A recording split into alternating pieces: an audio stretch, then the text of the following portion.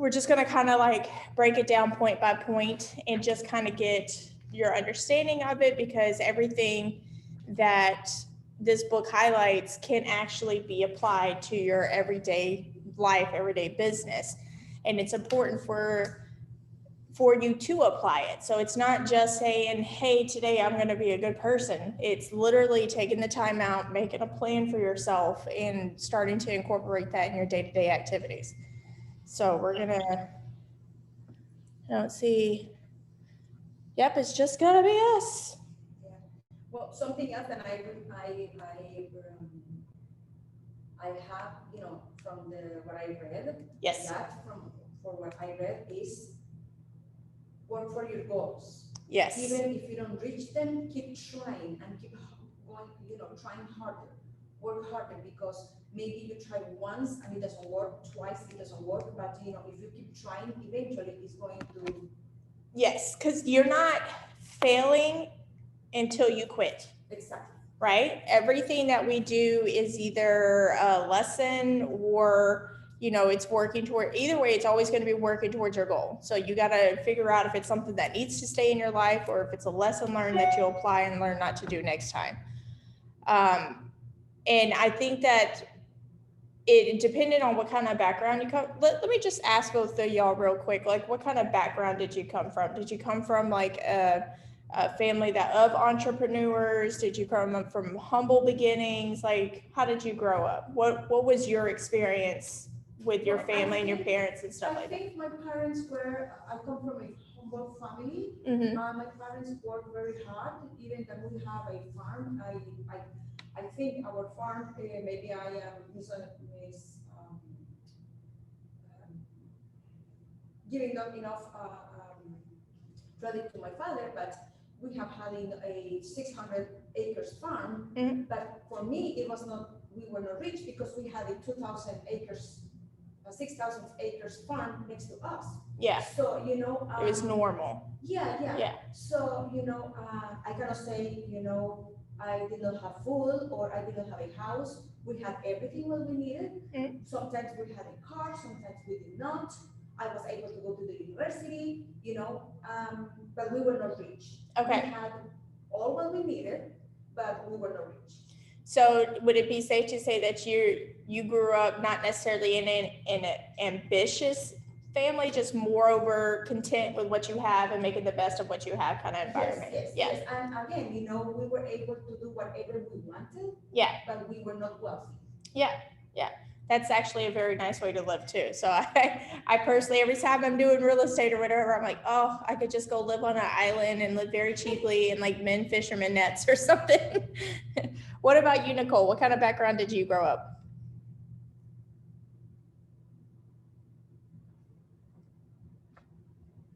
I don't know if you're talking or not, but I can't hear you. Oh, it mutes it automatically for some reason. That's weird. Oh, wow. I was just saying, we didn't grow up. I mean, we grew up having everything we ever wanted. My parents worked hard, but like I don't think they lived out their dreams necessarily. They just did what they did to get by and pay the bills, put food on the table. So like, I didn't grow up seeing like people living out their dreams and being ambitious. But however, my boyfriend now is like all of those things. So he is like a role model to like look up to. Like he definitely encourages me to be the best I can be and that I want to be. So yeah. And I think depending how we grow up kind of sets the tone for how we think and how we process thought and how we set our goals and what we see as achievable. A little bit of background about how I grew up. I grew up very poor.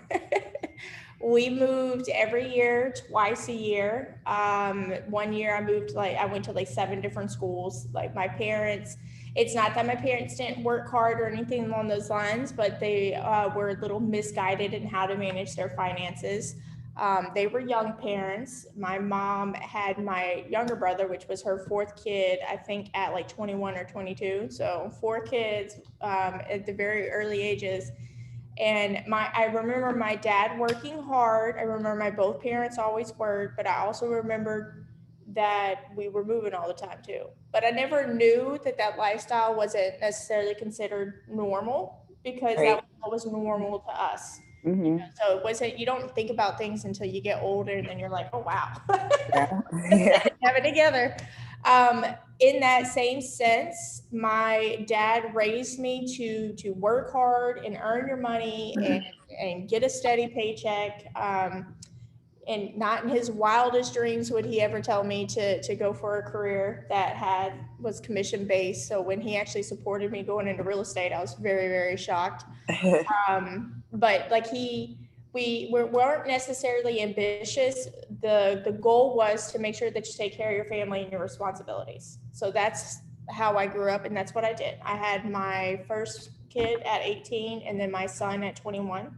Those are the only two kids I have. So they're older now, but I spent my entire adult life being a parent, and I worked really hard to make sure that they were good and that they had things that I wasn't able to get when I was younger. So, Right. but having that mindset, it creates a invisible ceiling, a glass ceiling that you're not necessarily aware of that you have, just because you're not around those people that are showing you that ambition. And like Nicole, you were saying your boyfriend is ambitious, so that's created this platform for you to feel like I can do more in my life. There's more. Why not me? Why is Right. it that this person gets to be successful over me? Is their childhood, is their way they were raised, is whatever was laid out before them that much different than what is laid out before me? And one of the things that I like, not just about real estate, with being able to create an entrepreneurship and be on your own and be your own motivation, but I really enjoy this book simply because there's not a single reason on this planet on why an individual cannot become a millionaire real estate agent. You either have it in you to do the hustle and do the work and apply the systems, or you don't. Like, that's your own personal thing, but it's not going to discriminate against the individual. It's like, you guys ever watch Ratatouille? I watch a lot of kid movies. Okay. Have you ever seen Yeah. Ratatouille? Yes. Yeah, anyone could cook, right? So when we start applying these things to our life and to our business, we start to see the world differently. And you will learn very quickly that you cannot put yourself around people who don't have the same like mind as you. So it's much more thriving and encouraging to be around like-minded individuals. So if you have somebody in your life that is what I call Debbie Downer, negative Nancy, they don't have the right mindset. They don't understand. They don't see that future for themselves. So therefore they can't see it for you. And you have to make sure that you're picking yourself up every day and surrounding yourself around the right people. I was fortunate enough to only have my kids at home. So it's like they can't bring me down or up. They're just there. Right.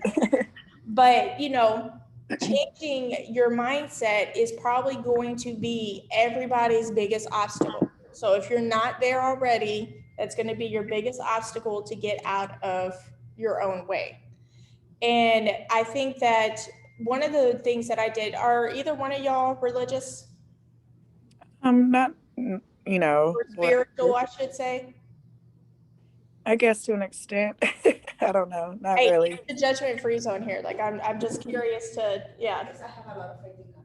Okay, so I grew up in a lot of different churches because obviously we moved a lot.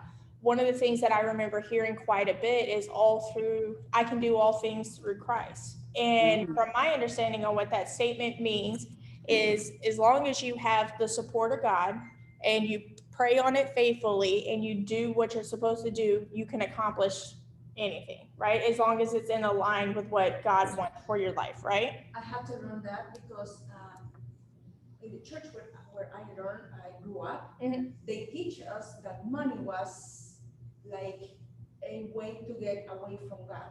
So if you don't have money, you were not going to be a Christian, a good Christian. I grew up that way too. Yes. If you had money, you were how do you say?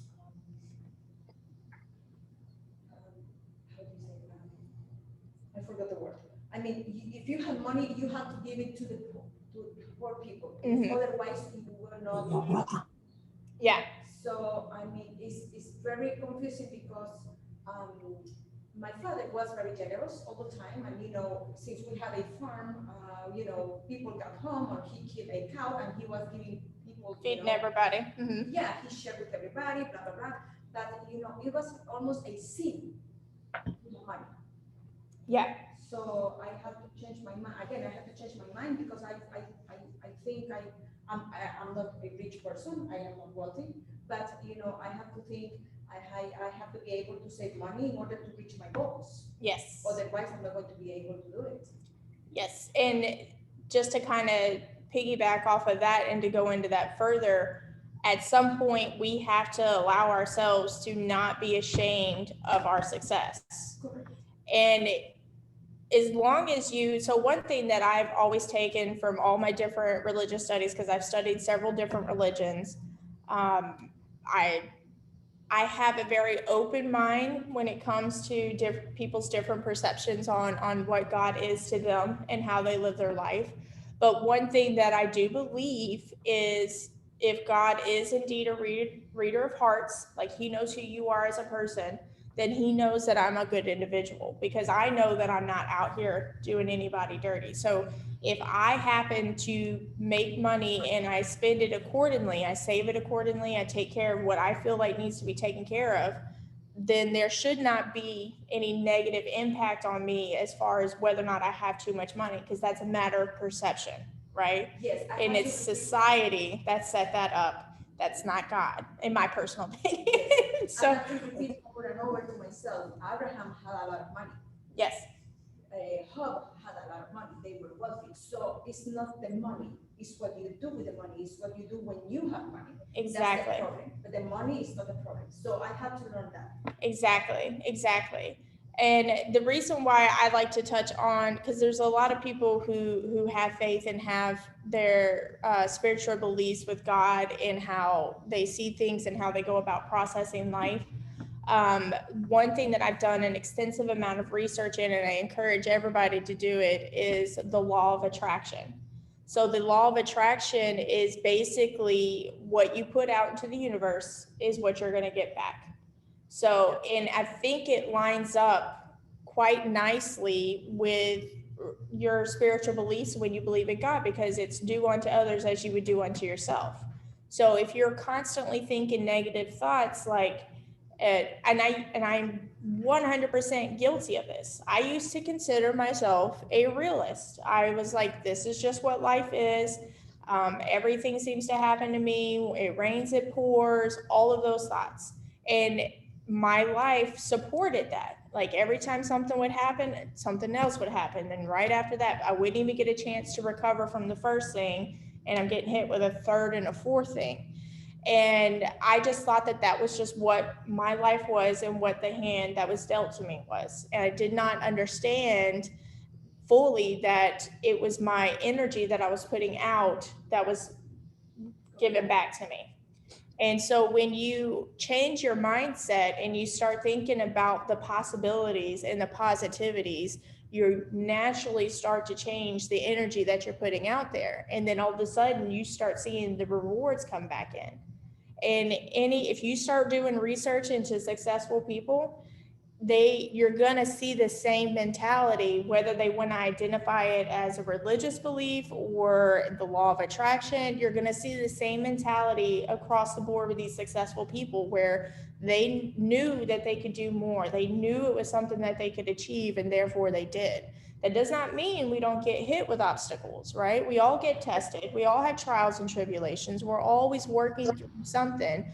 But by having the mindset of knowing that it's temporary and you just have to find the solution to get around it, you will continue to move forward and progress in your career and your life, however you want to see it. Because we all have goals. We all want to be healthy, eat healthy, live the best life that we can live, have financial goals, have our family set up for success, feel comfortable in what we're doing. We may not necessarily want to purchase an island, but maybe we want to go visit it once a year, right? So having that mindset is going to set you up for success no matter what. So y'all will hear me talk about this a lot because it was a huge obstacle for me to overcome. If y'all knew me 2 years ago, y'all would have saw somewhat of a different person.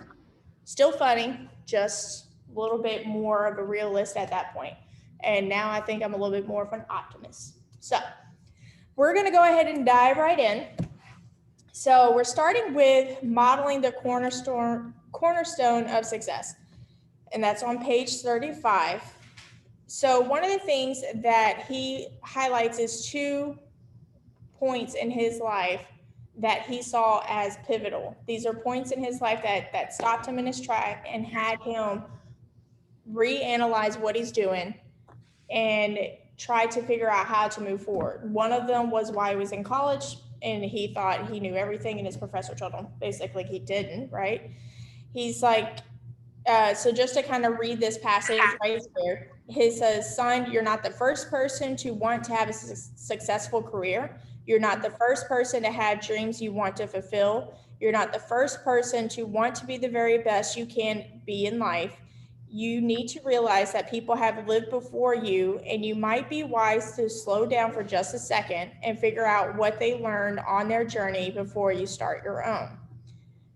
What does that mean to you guys? When you hear that passage, when somebody says something like that to you, what does that mean to you? You can take it 2 ways. Negative, I guess that he can think, I am not smart enough because there is people before me that have done a lot and the teacher is telling me that I cannot do it. Or you can say, yes, there is people before me that they did a lot of things, but I can move forward and learn from them and keep doing my own thing. Absolutely. Nicole, what's your take on that? Basically, to me, it says what it says. You just need to step back, take advice from other people, not be so arrogant, I guess, in a way, like a know-it-all, basically. Yes. And it doesn't even necessarily have to be put in the negative set, right? When we get started in real estate, I don't know about you guys, but I had all kinds of ideas on how I could be successful. Like I could do this, I could do that. Hopefully people find me funny and I can use that to my advantage. Like whatever I could do to try to make myself stand out from the competition, right?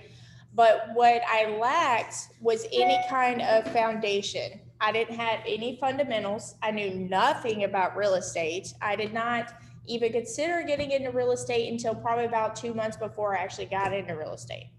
I am a Sagittarius. I am a little spontaneous and with my decisions. I'm very calculated though. So even though I might make a decision quickly, trust me, there was a lot of thought and process that went through that before I did it. So when I read this statement, I think of it in the sense of, yes, this was a young, arrogant kid who knew that he was smart and thought that he knew more than most people, which he was probably right, but also putting him in a position to realize, hey, you're not the first smart guy and you're not the only smart guy in the room. So even though you may have a very forward-thinking mind, don't be so set on yourself to think that somebody else didn't have a thought before you. And right. I think that works nicely with this industry specifically because we have a lot of successful agents that we have the opportunity to learn from. And I think by taking in and applying their foundations, it's going to create us a better platform for building our empire off of that. The second event was when he was just basically at a point where his company was facing collapse. So you get started, you think that you're doing really well, something happens, which is why we also will be studying the shift at the same time as this book, because I think that they both work simultaneously together. But something happens and what you normally were doing that proved to be successful is no longer working. So you have to learn how to adjust and reset. And I think by having that mindset of understanding that real estate is a roller coaster, it is always going to be fluctuating, and knowing that people before you have gone through it at some point is going to allow you to better set yourself up for these curveballs that will be thrown to us and allow us to be able to build a very strong career that is going to be long lasting. Because we will see a lot, every time there's a shift change, you will see agents drop off and join on, right? So when it's a buyer's market, you'll see a fluctuation of agents that come in and do really well representing their buyers. But when the market shifts to a seller's market, they fall off because they don't know how to accommodate sellers. They don't know how to help their buyers anymore, and they don't know how to accommodate sellers. And it could go vice versa. In the seller's market, we see a lot of new agents popping up, selling listings, but in reality, they have no idea what they're doing. They have no foundation. They're just winging it because the market is so hot, the houses are selling themselves.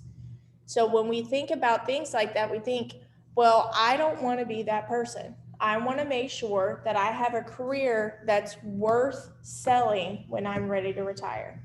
Have you guys ever thought that you could sell your real estate career when you're ready to retire and no longer do this? Because there's so many really old agents, right? We don't retire. Right. We stay in it forever and we hold on to our very young profile pictures. But if you do this right, if you build up your database well enough, you could potentially sell your database to a brokerage, another agent, however you want. I read a book, I don't know if it was this book or not, but an agent had such a nice database built up that she sold it for over $200,000 and got royalty off of the database for each lead that was in there. I never thought about that before. That's interesting. It's phenomenal. It gives me goosebumps because I'm like, Right. ain't I gonna retire? So in Keller Williams, if you guys aren't familiar with profit share, once you've been with the company long enough, you will continue to get your profit share even if you are no longer actively selling real estate. So if you play your game right, if you set yourself up, if you build a strong database, which means we've got to do our data input. Ugh, I hate it. I still got all my contacts on Post-its. I still have to do better myself. But if you build a strong database, you keep it current, you stay on top of touch and base with your clients, doing those campaign drips, making sure that you, yes. I already started. Yes, fantastic. I am very happy. I like it.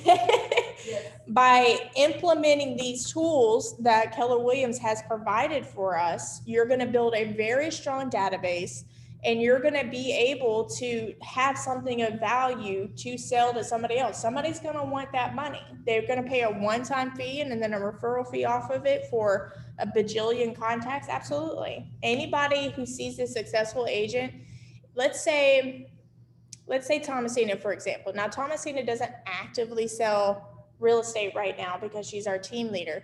But if you had an opportunity to have Thomasina's contacts and them to love you as much as they love her, how much would you pay for that? I mean, you'd pay for it, I'm sure. Like Thomasina is not just known locally. She can literally show up to a Keller Williams event and people will know her name and recognize her face from social media. So like she has an impact with the people around her that creates a value that people will want. Like I am privileged just to be liked by her. Like I'm a mentor and that gives me direct access to pick her brain because I do produce and I do help out quite a bit around the office. It gives me the opportunity to attend events when she has them coming up that she gets invited to. She always tries to make sure she can bring another agent so that we can get the same benefit that has been being bestowed on her. So when you have that clout, that is something of value that you'll be able to give somebody else. Now, whether you donate it like Thomasina does, she donates her time and effort and stuff like that, or you sell it later on because you want to pull back from being an active real estate agent, that's up to you.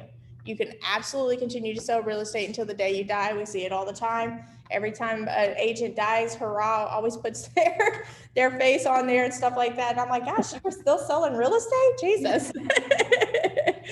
But that is good because that means people can stay in your career as much as you want for, yes, for the rest of your life. One thing I will say about real estate is it keeps your mind sharp. Yes. There has been agents that I've done deals with that have been doing deals for a lot longer than I've been alive, and they're still very, very sharp. They're still very current.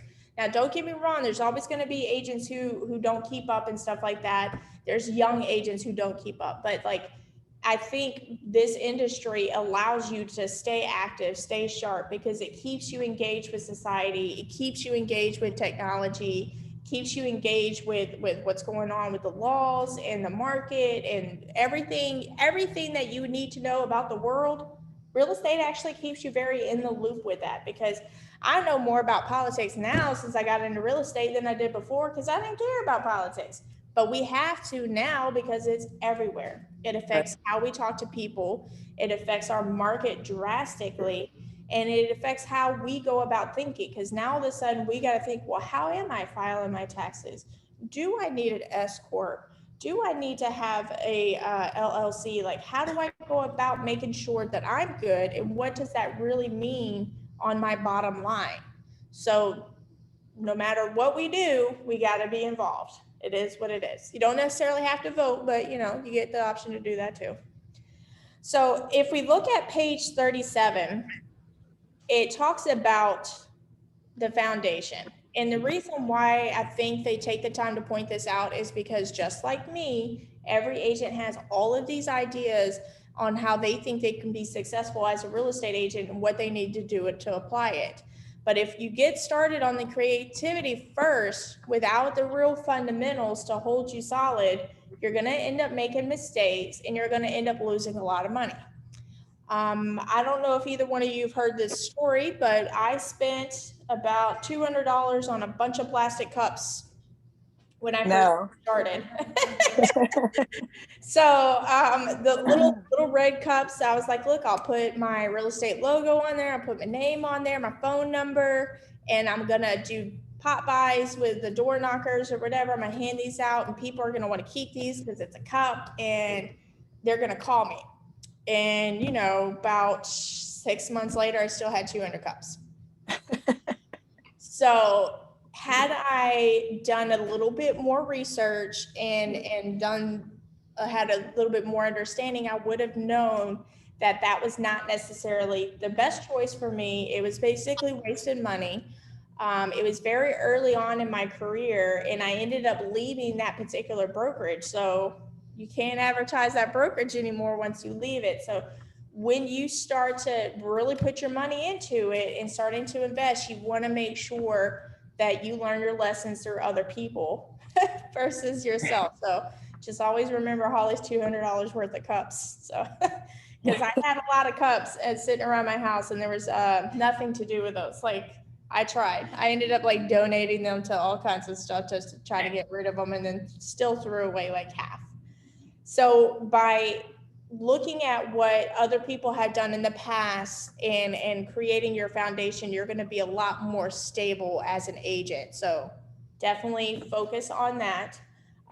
One thing that's really great about our brokerage, I don't know if you ladies have shopped around with different brokerages or not. You came from Florida. Were you at a different brokerage there? My husband was the group. Okay. So when you were shopping around for brokerages, one thing that I focused on was training. I was like, who's going to teach me how to do this? I had no clue whatsoever. So who's going to teach me how to do this so I know that I can be successful? And I have gone to a couple of different brokerages. All of them say they have training, right? But how extensive is their training? How far are they really breaking it down for you? And one thing that I have appreciated about Keller Williams and Thomasina is the fact that we have so much. It can be overwhelming, but you can literally pick one area of focus, go to all of those trainings, and then start to expand it outside that. Like, it's nice to be able to dabble here, here, and here, but it kind of makes you lose focus, right? So much, it's overwhelming. Where do I really start? Like, how do I get going if I don't know where to start? So when you start to do your foundation, I always want to base that off of knowing your contracts and knowing how to generate leads, right? Because as we start to dive into this, we're going to get into the 3 L's. But let's turn over to the next page on 39 and let's look at this chart here, breaking through to higher achievement. So when you get into real estate, you're like, I have something that I feel like I can offer to my community that will set me apart from other agents, right? I knew that I was smart. I knew that I was dedicated to studying to learn how to do it the best. I came from a very competitive family. It's actually quite surprising on how competitive we are because it's a little ridiculous. Thanksgiving gets a little crazy over who can make the best side items. It's absolutely ridiculous. Anyways, I knew with the competitiveness that I was brought up in and my desire to know everything, which is it's an advantage and a disadvantage, guys. So the desire to know everything, like I knew that I would be a good agent because I knew I would want to know and do the best that I could for my client. That's what I brought into the industry when I came in. How far does that really get me? Like it got me at a successful jump start, right? Because I made myself desperately available. I was always learning, always trying to do more. And anytime I talked to anybody, they knew that I knew what I was talking about. Like it came out of me. But I hit a cap. You can only get so far because I'm an introvert by nature. I have to force myself to be in front of people and engage and socialize and everything like that. Like I'm getting better, but I'm still an introvert. If y'all ask me what I would rather be doing, it's gonna be Netflix and chilling. So Right. well, HBO Max right now, Netflix be letting me down. But you know, by realizing that I had my limitations, I knew that I needed to learn something different. So my first roadblock was, how do I learn to network? How do I learn to put myself out there when I'm not normally a person who puts themselves out there? And Thomasina is the queen of networking. But I actually read books. There's a couple of different books that I've read that actually teach you how to strategically network. And that's me. That as soon as they said strategic, I was like, all right, that's my inner nerd. Let me take notes. So by recognizing where your natural ability starts, right? Because you guys have a charisma about you. Like Nicole, I know you bartend, you probably helped your husband quite a bit. So you had the luxury of already being in the industry without technically being in the industry. So you already have this natural charisma to be out in front of people and help get the deal done. But where is your first roadblock? So what does your natural talents hold you back? Either one of y'all want to give me a little bit of feedback about yours? Or do you already have, you may not even have identified them yet either, too. So. Yeah, really. I was like, I don't really know. My only issue is not knowing a lot. So that holds me back a lot. I feel like, because I don't want to give wrong information. Yeah. Fear of like telling somebody something wrong and looking like a jackass, basically. Yeah, no. And that was always a fear of mine too, which is probably why I did way more studying very early on. Same thing, you know, I think knowledge is the thing that is holding me back. When in our office, everything was way easier, way more simple. So when I moved here and I started working with Keller Williams, like you said, everything is overwhelming. But I am trying to absorb as much as I can. Sometimes I am not very bright, so sometimes I have to watch a video 2 times, sometimes 3 times in order for me to absorb what I need to do and practice. And you know, another thing that is I don't feel really good is my language. I don't have vocabulary, but at the same time I cheer up myself and I sound cute. I hope. So you know, you have the best accent in the world. So I keep going. You know, even if I don't feel confident, I just keep going. Yeah. And one thing that I can honestly say about you, you feel like that you're not very bright, but I'm going to go ahead and say no, because in reality, everybody learns differently. How people take in knowledge is different. If I would have gotten into real estate at the time of COVID and had to do everything virtually, I would not be successful. That's not how I learn. I am a hands-on, throw me to the ground, let me hit the ground running kind of person.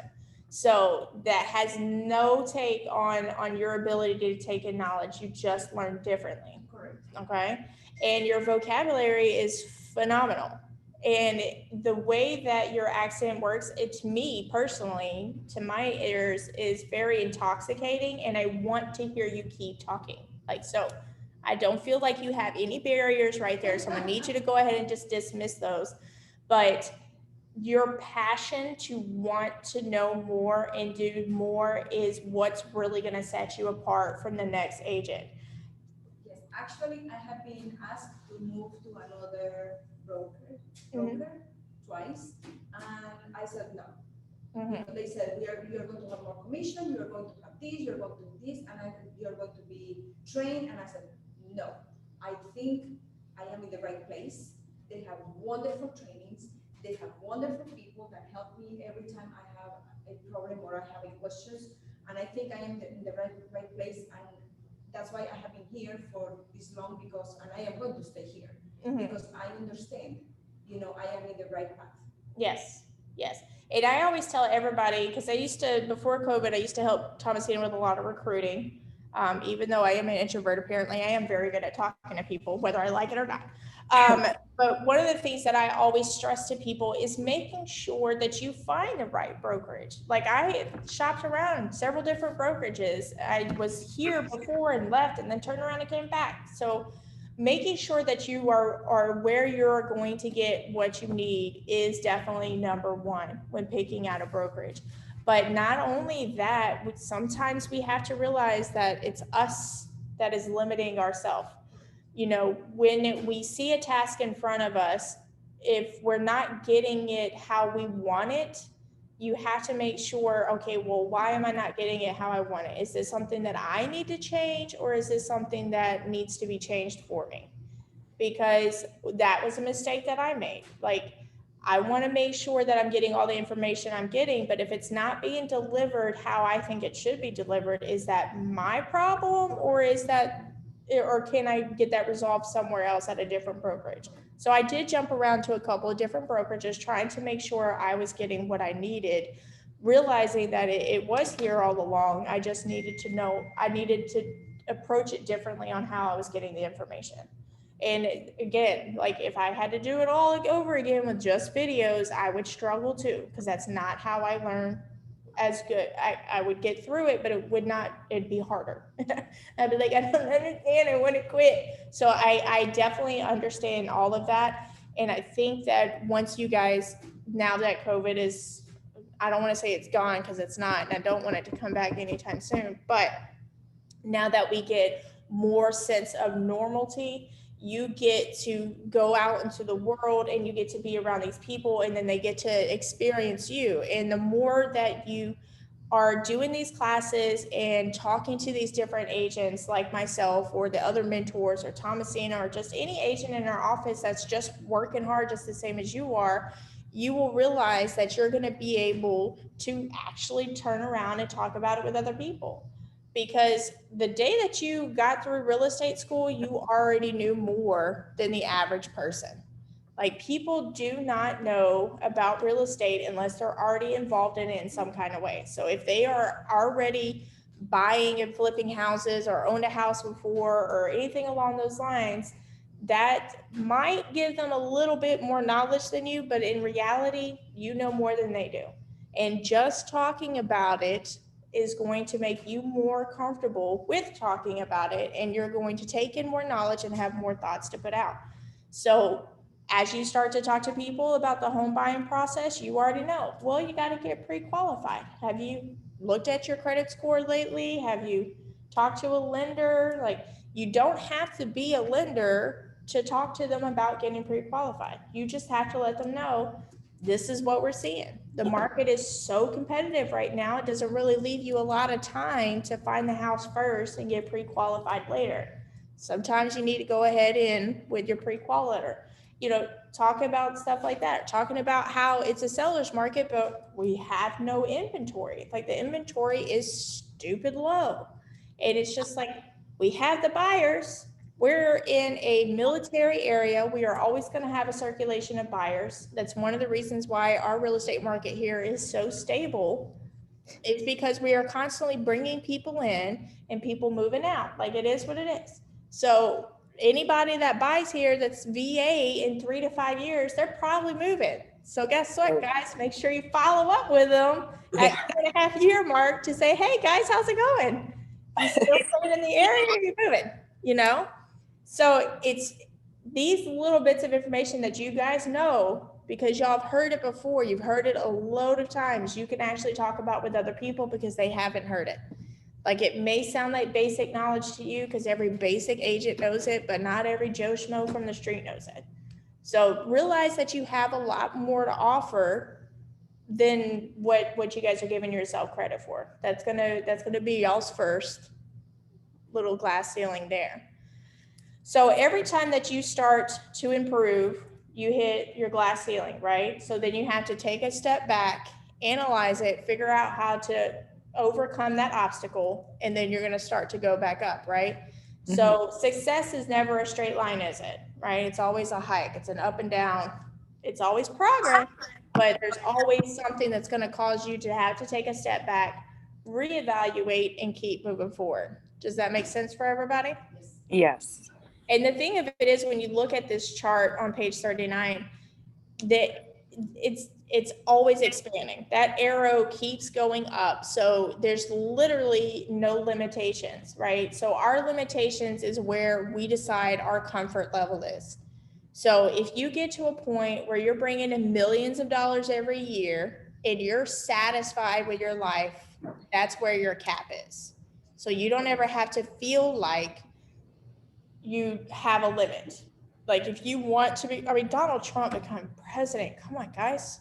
Come on. Right. Did anybody in their right mind? Yeah.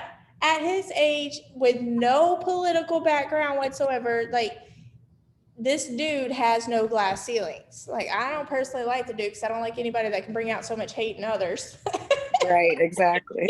And the way that he feels about women, but, you know, I'm very much a feminist. Anyways, but knowing that he has that mentality that he cannot be limited, there is no reason why we ourselves can have that same mentality. Like, we can sit there and tell ourselves that there's no limit. And where you reach your comfort level, that's up to you, and that's not for anybody else to judge.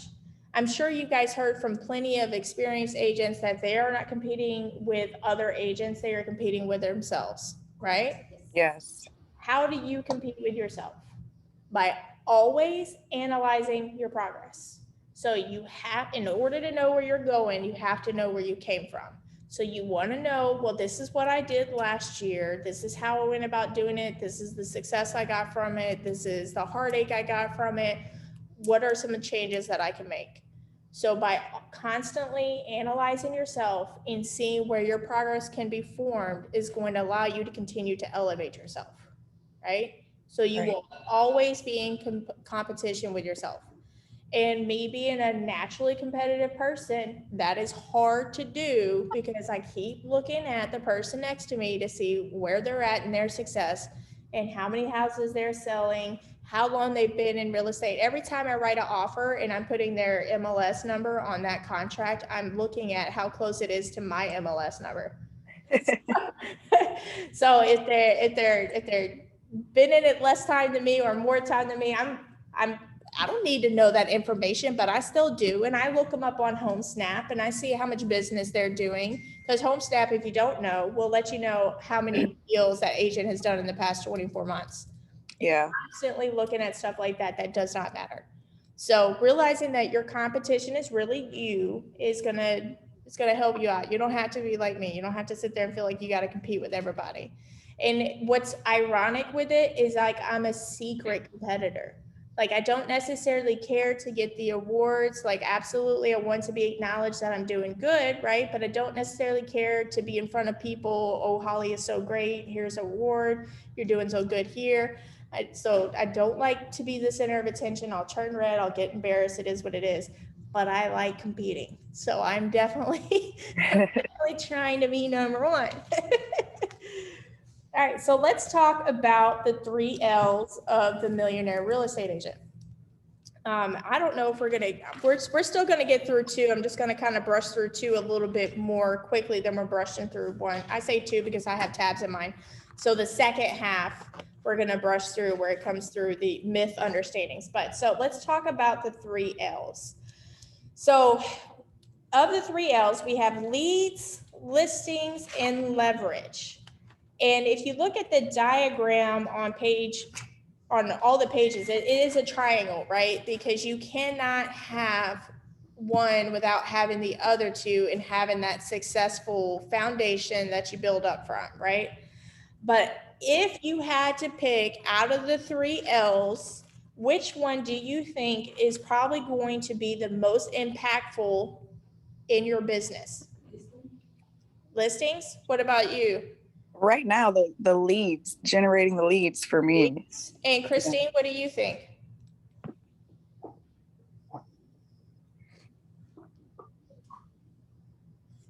I'm not sure if she's still there. I see her, but we'll just come back to her.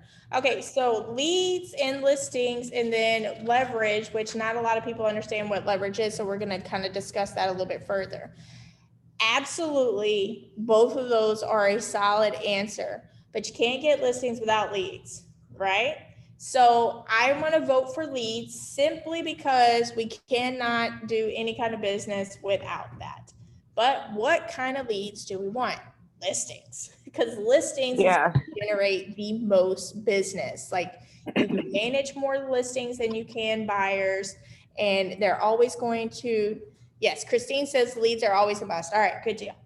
So leads are anybody in your database. And Leticia's already got her drip email campaign set up and command. So anybody that you meet is a lead. It's just, where are they on your lead chart, right? Because you are going to have different groups. You're going to have your A list, your B list, and your C list.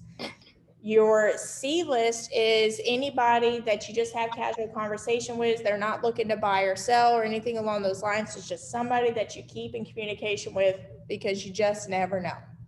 Your B list is somebody that's looking to buy in the next year or two, has bought from you in the past, or may end up buying from you in the next, or I already said the next year or two, or has a good network of people that might send you referrals, right? And then your A list is your hot on the market, ready to buy or sell within the next 90 days. So the reason why you want to categorize these people is because they're all leads, right? But you want to make sure that your A list is hearing from you weekly, if not daily, right? Your B list is hearing from you every couple of weeks or at least once a month. And then your C list is hearing from you every quarter or periodically, right? And they're going to constantly be shifting between the two categories, right? Because once you sell somebody a house on the A list, you got to put them on your B list, or you got to put them on your C list, because you still want to touch base and stay at the front of their mind. I'm not sure if anybody was here at the meeting yesterday, but we had some dude that was like selling knives. I forgot his name, but he actually made a very valid point with the knives that he sells, because it's marketing material, because your marketing material information is on there. Every time that that person goes to use that utensil in their kitchen, they are going to see your name every single time, whether they consciously do it or not. So if it's a really good knife or whatever he's got, I think he had ice cream scoops too, like, so it literally had everything. So no matter what it is, staying at the forefront of these people's mind is really what's going to set you apart from your competition, because we all fail in the follow-up, right? The fail is in the follow-up, because if you don't follow up, then they're never going to remember you. And I like to think I have a very impactful personality, but if I can't remember my own clients' names from last year, how are they going to remember mine? So we want to make sure that everybody understands who we are and what we do in this industry. Christine says grip openers for jars are good too. That is a good idea, especially if we have like any older clients, the little grip to help open up jars. Like, I probably should get some myself, honestly. I don't want to admit how weak I'm getting the older I get. So leads is your database, right? The best thing for you to do when you first set up your database, it's going to be a lot of work. So you're going to want to break it up. You want to do 10, 20 a day of putting these people in there. Command has a great format for it, because not only can you enter their information in there, you can create little tags so that you can categorize them. You can put notes in there, so you put in what you know about them right there, so that you can go back and reference it when you have like a bad memory and you can't remember anybody's name. And then you are able to set them up on email campaigns that you can either design yourself or you can use the thousands of templates that Command and other agents have already set up to allow you the opportunity to put out these personal touches. In addition to that, which we're going to discuss further on in this book, is other ways to be involved with your database. You know, if they're on your A or if they're on your B and you need to make sure that you're having constant contact with them, there's pop by opportunities, there's lunch opportunities. If you have somebody who is in the professional industry in any kind of way, who is constantly sending you business, like they send you 2 to 3 referrals a year that are legit leads that turn into legit deals, don't you think they deserve a dinner or a lunch or a coffee? Absolutely. But if you're an introvert like me and you don't like talking to anybody, you have to get out of your shell and be more involved. And you have to make sure that you have, even though it's going to look very nonchalant when you approach this person, right? Because you don't want to be very structured with it, but you want to have a plan. And I say that because we're all female here, right? And you don't want a guy to get the wrong idea.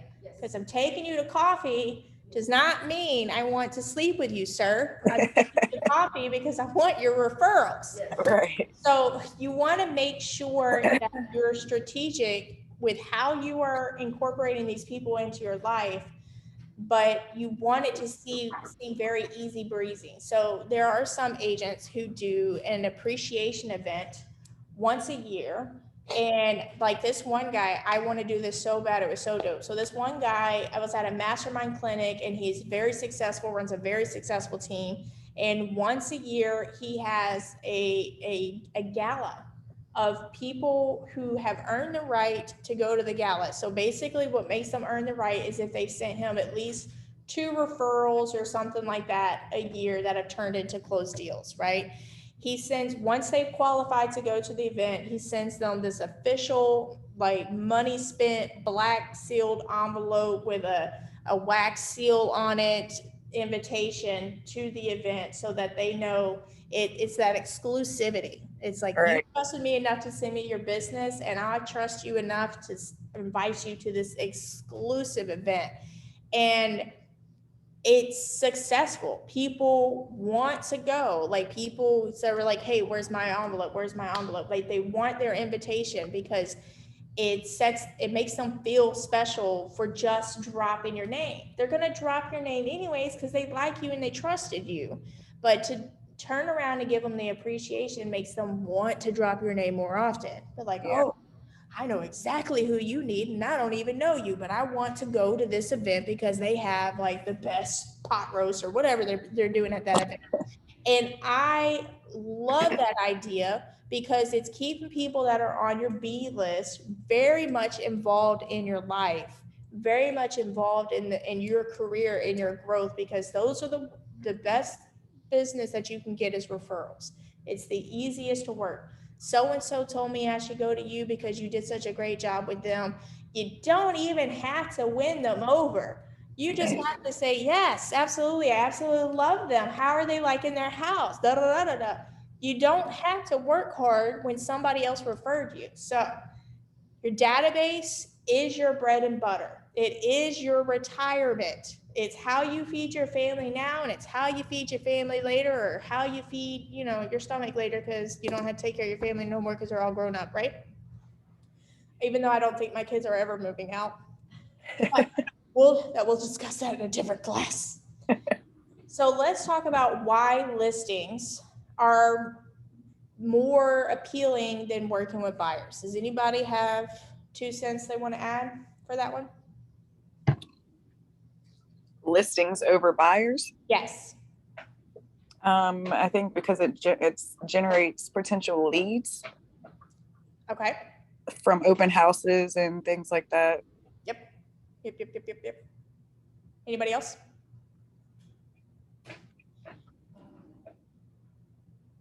No, I think she has it. Pretty much nailed it, right? Yeah. So if you get to talk with more people, that's what Christine said. All right, so if you work your listing right, how many buyers should you get off of that? If you work it right. I think it's 1. Did I say that correctly?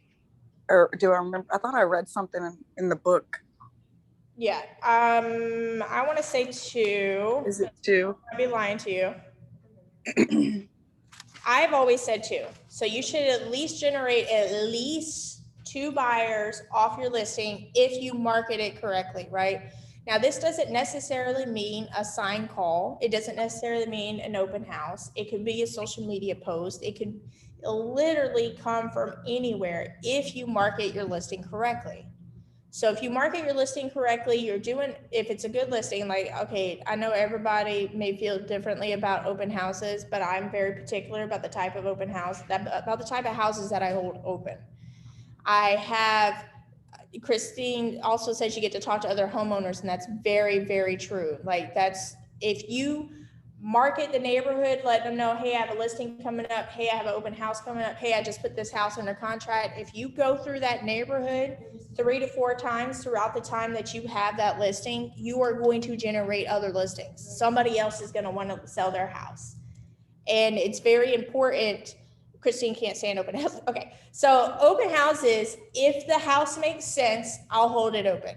And that's why in this market, I usually let my listing go live on Thursday. I hold an open house on Saturday and Sunday, and hopefully in contract by Monday.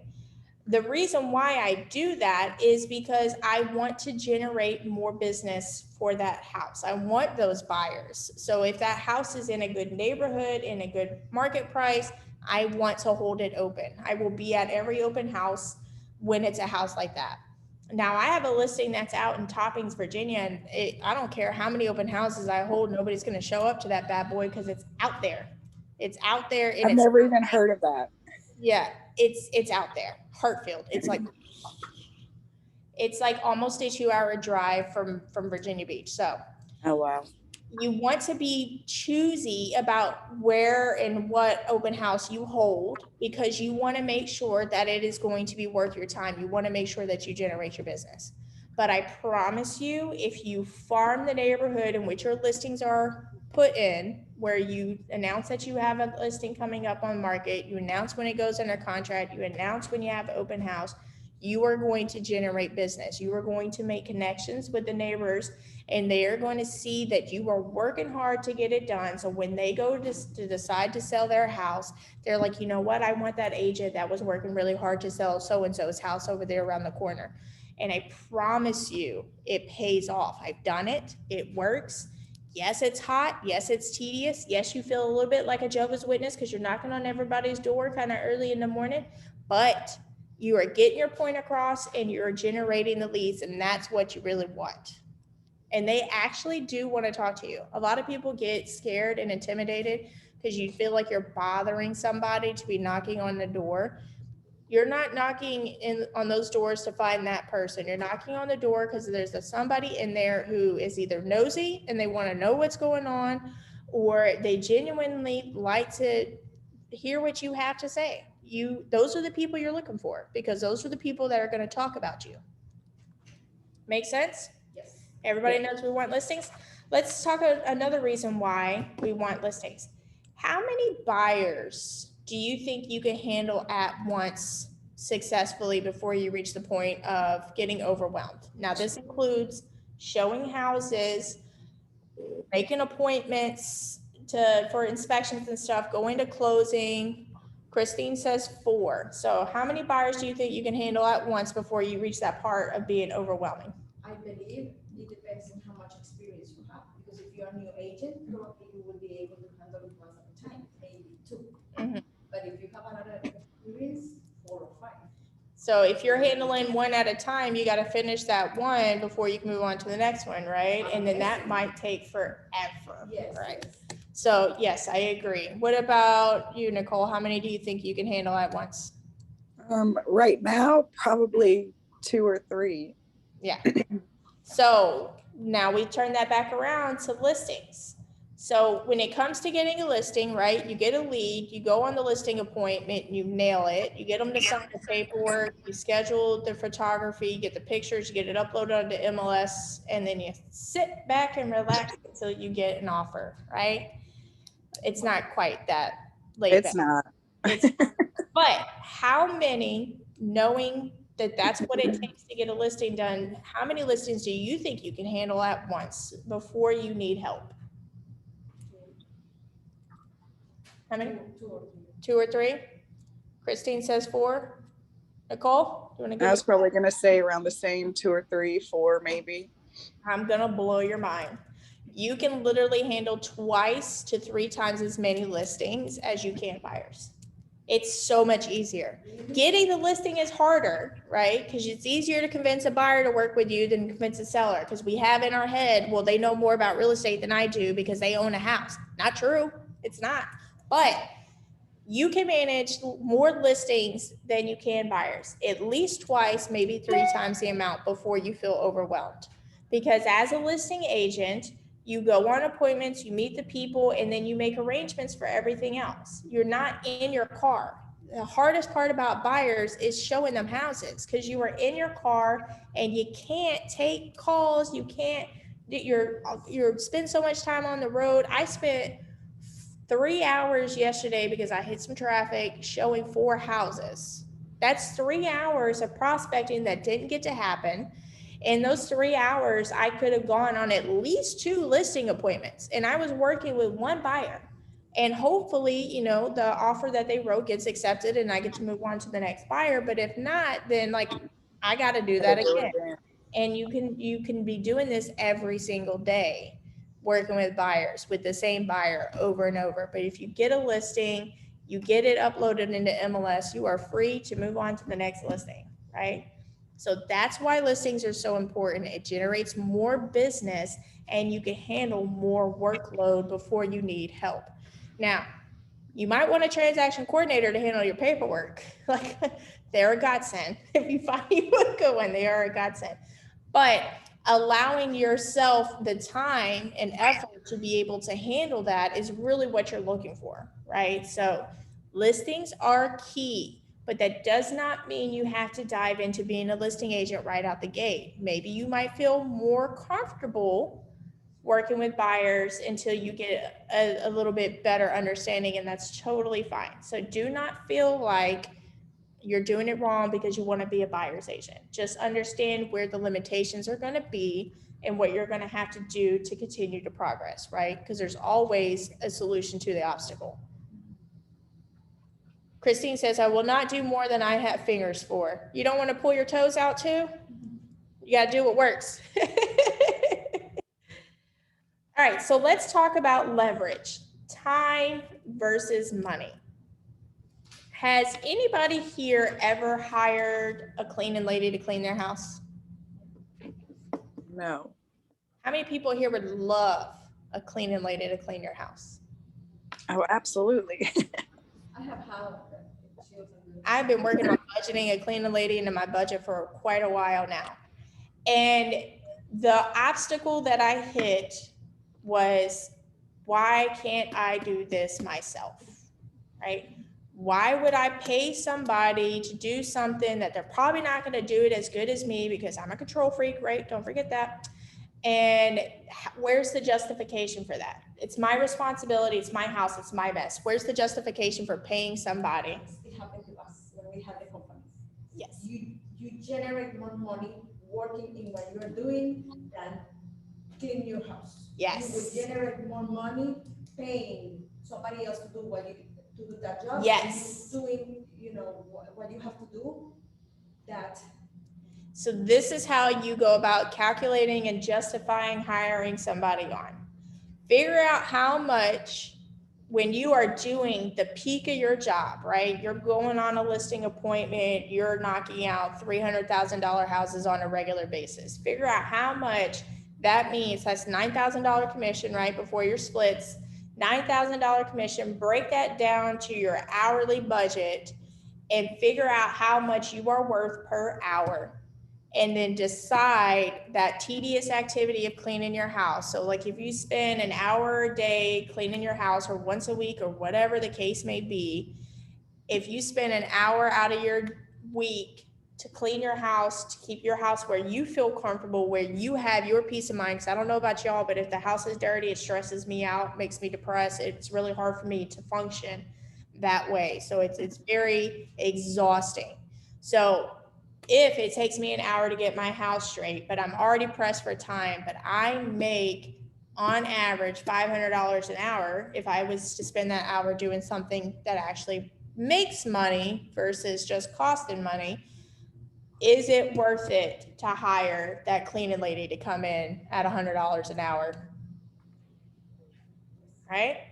So that's where time versus money comes into play. That's where your leverage comes into play, because you want to make sure that you are utilizing your best qualities first, and then wherever you're falling short, how can you leverage that with somebody else? So decided to hire a transaction coordinator, right? My transaction coordinator, I pay her $250 a transaction.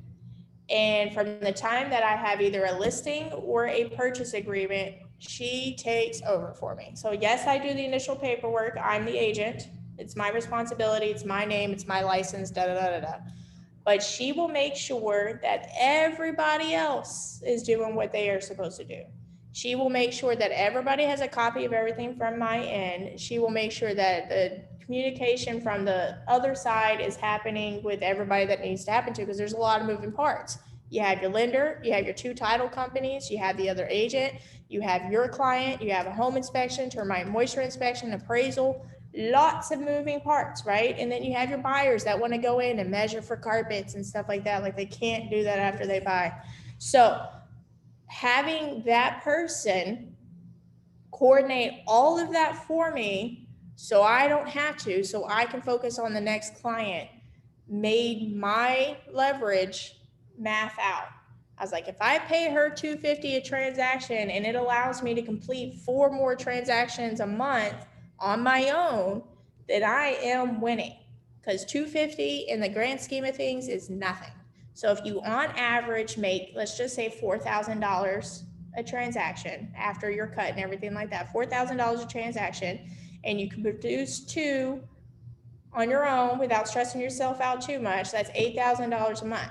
So if you were to pay her $250 a transaction, that's $500 out of your $8,000, which leaves you with $7,500, right? Let me write this down so I don't confuse myself later. And if that freed you up to double that, then that means you're making 15 and paying her 1,000, right? But if does that not make sense? You're paying her $1,000 so that you can make an additional 7,500. Yes. Why wouldn't you do it? So that's when coming into leveraging and realizing where your value really is, because you're the agent. Your value is out there in the front, getting deals and getting deals done. That's where you need, so this other stuff, like getting your house clean, that brings you peace of mind so you feel better about working, or having a transaction coordinator to help keep your paperwork together. That's where you want to really utilize your smarts, but you don't want to be reckless with it, right? You don't want to hire a transaction coordinator that you can't afford because you don't have any business coming in. So you want to make sure it makes sense. And it's very important that you understand what that person needs to do for you. And you need to make sure that you communicate that, because the last thing you want to do, I don't know about you guys, but I still get upset if I go to a fast food place and I give them my money and they give me crappy food. It still bothers me. I'm like, but I just want what you are supposed to be giving me. And so if you're like me, you want to make sure that you are very clear with your expectations at the beginning. I will give you this, and in return, I expect this. If I don't get this, this is the repercussions for that. And that way you can make sure you are minimizing your stress. It's going to happen. Something's going to happen. You're going to have to overcome that obstacle. But by keeping effective communication and making sure that you are spending your money where it makes the most sense, is going to help you out in the long run. I haven't bought a cleaning lady yet, but I damn sure got myself a transaction coordinator, right? So make it make sense. Kristen, you said not those for my property management. We're talking about the cleaning people, aren't we? Yeah. So let's think about the 4 stages of growth on the path to be a millionaire. So we think, we earn, we net, we receive. So basically what we're doing right now is we're thinking, right? We're thinking about what we need to do to help us reach our next goal. And then we're going to start to earn it, and then we're going to net it, and then we're going to receive it, right? So when you're netting $1 million, then you want to make sure that you're receiving the $1 million. So we're going to discuss that further towards the end of the book, but we're at the first stage right now. We're at thinking. We know what it takes. We know we need leads, listings, and leverage, right? So we know what it takes to get to where we're going. And now we're going to start learning how to make that a reality and applying it. So let's blow through these myth understandings real quick, and then we're going to wrap it up. I told myself I was going to try to keep this class to an hour, but I blocked out 2 hours. So glad I did, because I can talk. So myth and misunderstanding. So let's just talk about this real quick. We're not going to go too far into depth, because this is really meant for you to fully take this in and meditate on it, pray on it, however you want to do it, right? Oh, the toes are for the property manager. Okay, Christine. That's funny. All right, so myth number 1, I can't do it. So anytime you tell yourself that you can't do it, is it your voice that you're hearing, or is it a voice from somebody in your past? Right? What about you, Nicole? It's usually my voice. It's usually your voice. Christine, is it your voice, or do you hear somebody else's voice?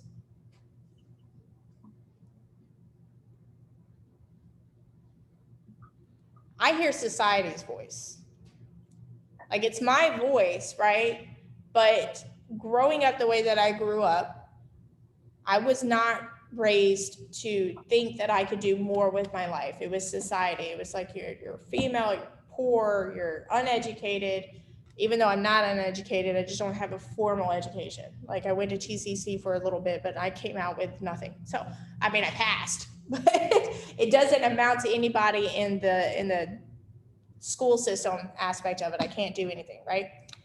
So you won't know what you can or cannot do until you try. And in reality, you can always do it. And the only time that you can't is when you stop trying. That's the only time you fail, is when you quit trying. Now, trying different avenues to get to your goal and then switching from one avenue to the other because you realize that one is not working, that's not a failure, right? That is a learning curve. That is a learning process. So it's not like you just quit because you realize that that was not an effective way to reach your goal. It just takes one day at a time. Exactly. You pick yourself up, you motivate yourself every morning because you are your biggest cheerleader, and you surround yourself with the right people because you want to be with like-minded people. You will realize there is a lot more that you can achieve and not so much on the stuff that you can, I promise. So myth number 2, it can't be done in my market. Why? When you say that something can't be done in your market, why? Maybe it's not the right time for it, right? Because I tell people all the time, in a seller's market, it's not really the best time for an investor to be, a brand new investor to be trying to jump into the market. It's tough. It's not that it can't be done. It's just going to be really hard. And you want to make sure that you do know and understand your market, but don't ever feel like something can't be done. Just figure out why. Why can't it be done? What is it that's really going to keep it from being accomplished? Because in reality, everything can, if it's working somewhere else, it can work there. It can work here too. You just got to figure out why it's working there, and what little changes you need to make it successful here. This one is my favorite. It would take too much time and effort. I would lose my freedom. I know Nicole works in the restaurant industry. Has anybody else worked in the restaurant industry? Or what's the most hours that you work? I came from the restaurant industry before I got into real estate, and I was a manager, and I worked on average 60 to 70 hours a week.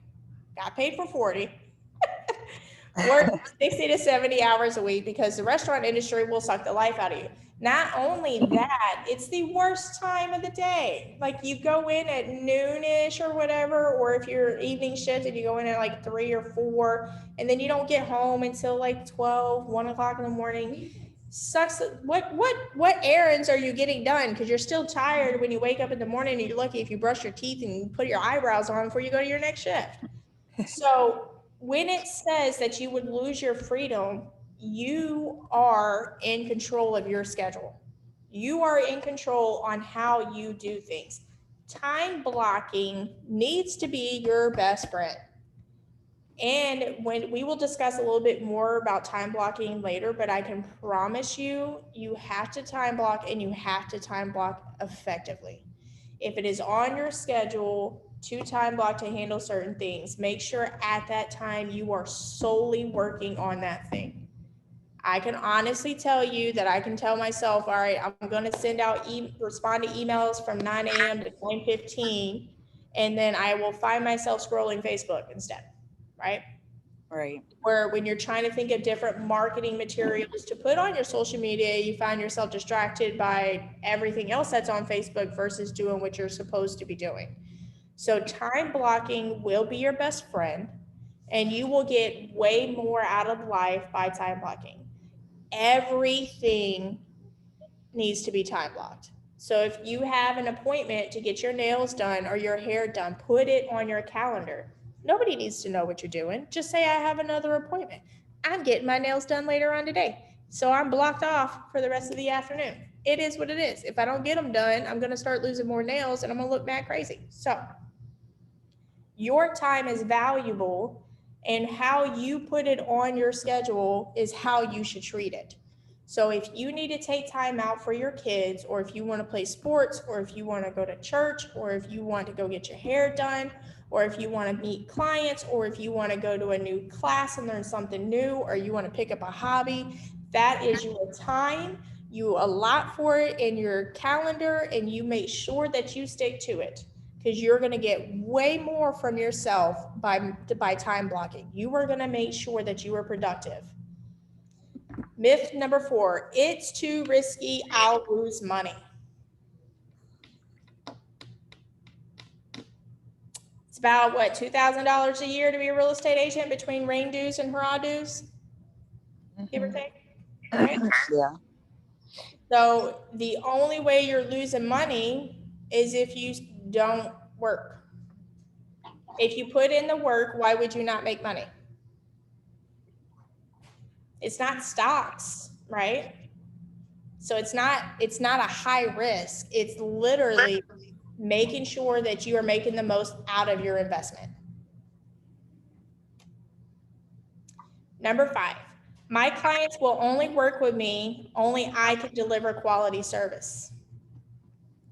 Why is this important to let go of when you're trying to grow your business? This brings me back to my cleaning lady that I haven't bought yet, but I'm going to buy. I'm thinking it's not a worthwhile investment to hire her because this is something I can do and I like it done a certain way. So why am I incapable of communicating and training somebody to do it just as well as I wanted to? That's your own obstacle. That is not the obstacle of the person. So let go that you are the only one that can deliver what your expectations. Take on people that you can train to do things the way that you would want to do them. Let them know how important it is to you to make sure that customer service is at the top, right? Part of the reason why I am really successful in real estate is because my customer service is phenomenal. I make sure that they understand everything and their needs are being met. I'm being proactive with things. And setting that standard when you bring in people in, this is why it's important to set expectations with whoever you hire to be on your team, whether it is a cleaning lady, a transaction coordinator, a buyer's agent, a listing agent, whatever the case may be. Set your expectations and they will continue to deliver what you have set up. But you have to hold accountability there too, because nobody's perfect and nobody comes out perfect right at the beginning. All right, so number 6, having a goal and not fully realizing it is a negative thing. I like to talk about dreams because a goal is a dream that does not have a plan. Right? Or excuse me, a dream is a goal that does not have a plan. I said it backwards. A dream is a goal that does not have a plan. So you take your dreams, no matter how big they are, and you start to break them down and you make plans for them, and then all of a sudden you have goals. It is realized when you put it in paper because you know it's achievable at that point. You have broken it down to the month, down to the week, down to the day on how to reach the small goals, which turn into bigger goals, which turn into you fulfilling your dreams. Not achieving it is where it's the negative. Giving up on it is where the failure is. Does that make sense? Yes. All right. So we are wrapping it up for today. What are some aha moments or something that you've liked so far about this course? And then we are going to talk about what we are going to go over on our next class. Anybody?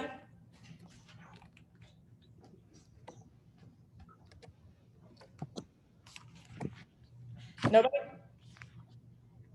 It's a lot of information, I know. Okay. Well, I'm going to let you guys marinate on everything that we went through. So the way that this class is going to be structured, we are going to do 2 classes back to back once a month. So the beginning, the first 2 Wednesdays of every month. So the next one will be, let me pull up my calendar so I'm not lying to you. The next one is going to be on the 4th, and we are going to cover the shift book. So if you don't have the shift book yet, Thomasina can email you a PDF version of it. They are available on Amazon. I would like y'all to read pages 7 through, I want to make sure that we have enough time to cover all the materials. Let's go ahead and read 7 through 28. And that's what we're going to discuss on the 4th. On the 11th, which is the following Wednesday, we are going to switch back over to our MREA book because I think it's very important that we study both books at the same time because the market is always shifting and we need to know how to expect that, right? So on the 11th, we're going to cover pages 67 through 96 of the MREA book. 67 through 96 of the MREA book. Make sense? Yes. So 7 through 29 on the shift, or through 21 on the shift book. No, 28. 28, there we go. 7 through 28 on the shift book for the 4th. I encourage everybody to come in to meet. We'll be here at Gather. In person is definitely really good because it allows a lot of interaction, but it will always be on Zoom as well. Any questions? I'll try my best to be here. Awesome, awesome, awesome. I enjoy it. Good deal. Yeah, this was good. Thank you. Yay, good, good, good. All right, I will let you guys go. If y'all have any questions or concerns or anything like that, just let me know. Other than that, I will see you on the 4th. Thank you. Bye. Bye.